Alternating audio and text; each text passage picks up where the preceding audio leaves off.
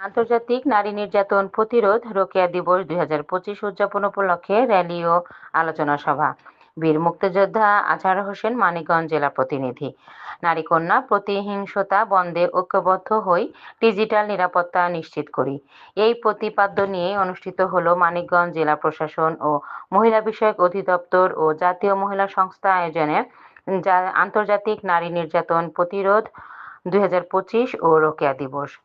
9 December 2025 মঙ্গলবার সকাল 11টায় মানিকগঞ্জ জেলা প্রশাসনের অতিরিক্ত জেলা প্রশাসক মোহাম্মদ নাজমুল হাসান খানের সভাপতিত্বে জেলা প্রশাসনের কনফারেন্স রুমে অনুষ্ঠিত হলো আন্তর্জাতিক নারী নির্যাতন প্রতিরোধ সভা।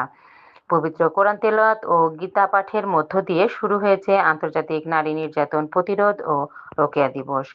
সভায় প্রধান অতিথি হিসেবে উপস্থিত থেকে বক্তব্য রাখেন মানিকগঞ্জের নবনিযুক্ত জেলা প্রশাসক নাজমুন আরা সুলতানা, প্রোগ্রাম অফিসার পারভিন বেগম, সদর উপজেলার নির্বাহী কর্মকর্তা মৌসুমী নাসরিন।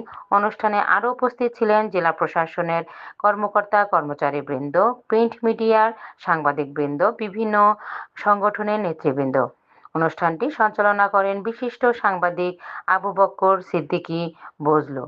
অনুষ্ঠানে শেষে কর্মসূচির আওতার বিভিন্ন ক্যাটাগরিতে জেলা ও উপজেলা ভিত্তিক অদম্য নারী পুরস্কারে মনোনীত প্রার্থীদেরকে সম্মাননা প্রদান করা হয়।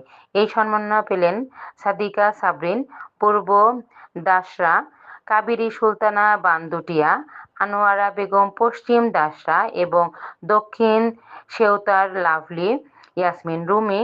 অনুষ্ঠানের পক্ষ থেকে ক্রেস্ট ও সনদ দিয়ে সম্মাননা প্রদান করেন মানিকগঞ্জ জেলা প্রশাসক।